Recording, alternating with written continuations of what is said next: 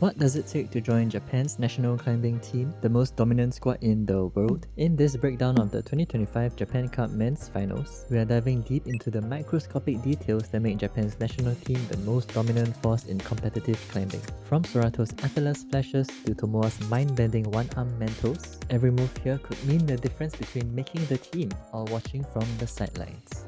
Let's start with the most flamboyant boulder. Some solved it instantly, others wrestled with it, and one climber completely broke the mold. This boulder had more going on than it seemed. Let's take a closer look. Yuji establishes on pretty good feet and a nice left side pull. Chill jump, swing, land, pa pa, goes back down, and boom, lands the Gaston at the same time as his left heel, pinch, convert to step, convert to undercling, step, and match. Smoove, right? But not everyone had it this easy. Daiki, grey shirt guy, was not having a good time.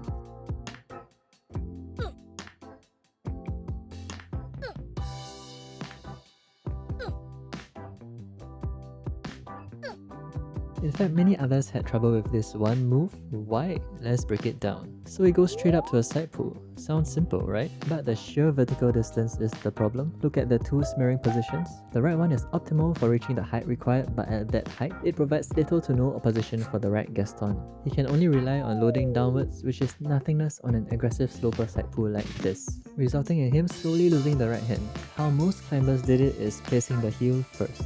This makes reaching the height more physical and difficult, but if they manage it, instant opposition for the right side pull, super stable. Could you get the best of both worlds? Get instant opposition with less effort? Daiki does the same low smear, but raises his heel at the same time as he rises to the Gaston, landing both at the exact same time. But a dynamic and coordinated beta like this has its risk, requiring precise timing and coordination. One climber did it different. He reached left hand for a super high set pull, found enough opposition to hold it but not to match. Raised his hips using a left heel, then pushed rightwards with his firmly planted foot. When the stakes are high, he took it chill and steady. Undercling feels bad, no problem, drop back down, wipe the hand, refresh. Forget about foothold, I've done me stretching, I can just stuff my knee here. Just when you thought it couldn't get more technical, the setters threw in this abstract masterpiece. First impression, a random collection of holes turned the wrong way. But watch how this world-class athletes decode it in seconds. Float-in is something we all love to watch and experience in climbing. Float-in is also a boulder with some of the most iconic and downright insane moves. This V16 starts with a massive V15 campus on shallow flat crimps into a pocket, straight into a V14 crux campusing down into a credit card crimps break. Pure comfort for your floatiest climbs.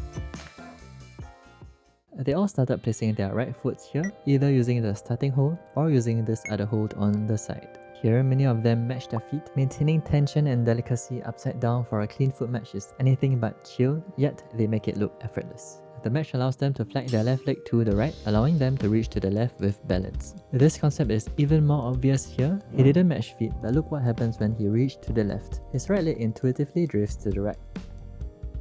Except, look here, no match feet, no drifting. What's going on? I don't know, but the subtle hip movements by Yuji in the tail shirt is pure artistry. Pull the right hip up for the sloper, twist left hip in for the side pull. Here most of them went on to match their hand. Tomoa held on to the wildest cut loose twice? Why? This is my theory. The knee bar is secure when matching in left hand, but when releasing it, the center of gravity swings left, making it super difficult to maintain tension upside down. Without the knee bar, it might be less secure, as the knee provides very snug opposition to the upwards foothold. Yusuke toes this hold instead, providing not as much but still enough opposition, while also allowing shifting of his hips to the left while keeping both feet. Whereas Daiki maintains tension on the outside edge on his left foot and replaces his right foot to the left face instead of the bottom knob, which provides more direct opposition. After, most use this toe to go left hand to the crimp on the volume. Daiki did something genius. Ignored the toe altogether, using a heel to bump right hand instead.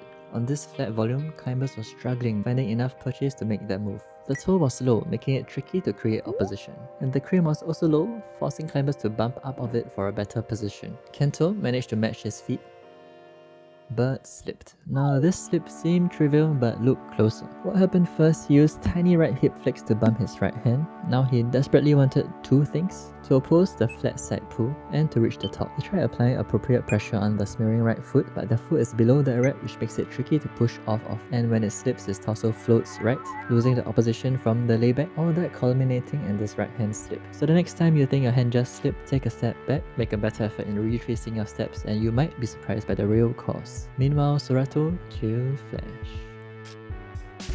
M2, the least physical boulder of the comp, yet not a single climber could solve it, and funny enough, I think Magnus would have stood a chance. Why? Well, let's first break the first move down. We start with a very decent jump on a really shallow volume. Many of the climbers' first instinct was jumping straight from the shallow volume. Quick quiz, how many climbers stuck the direct jump from the shallow volume? More or less than 5?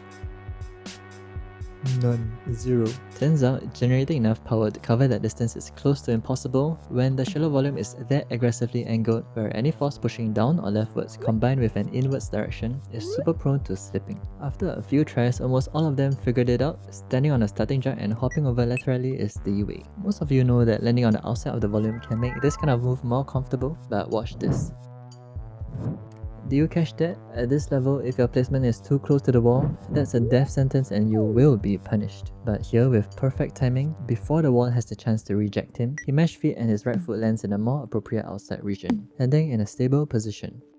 Where most climbers used a foot-hand-hand configuration, Anraku tried with moderate success a hand-foot-hand configuration. Before reverting to the foot-hand-hand, I see no obvious benefit to either of these configurations, but what do you think? Now here's a really crazy beta, dynoing to a palm press where their body is almost completely horizontal. Purple shirt guy even tried palming the no-text part and almost succeeded. Unfortunately, even when they start this insane move, they were stuck, unable to bring up their left leg.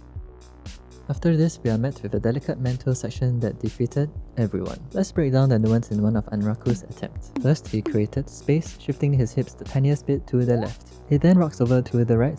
Only after his weight is directly on the right foot does he stand up, squishing his face along the wall. His upper body is flush, his right foot is still firmly planted. Why did he fall? His hips were so far out, and this was actually intentional, making space to bring his left hand into mental, but his hips were just too out, and at the apex his upper body actually began falling outwards too. Compare this to Tomoa, where at the apex his mantling shoulder is flush, touching the wall. Tomoa's one-arm mantle was insane, the timing required in rotating the mantling hand, the precision of his generation to place his body balanced on one arm. If you have the timing, poise and strength, this is the superior method. No need to bring in the left hand, no need to force space. You know who else has great coordination and one-arm mental skills?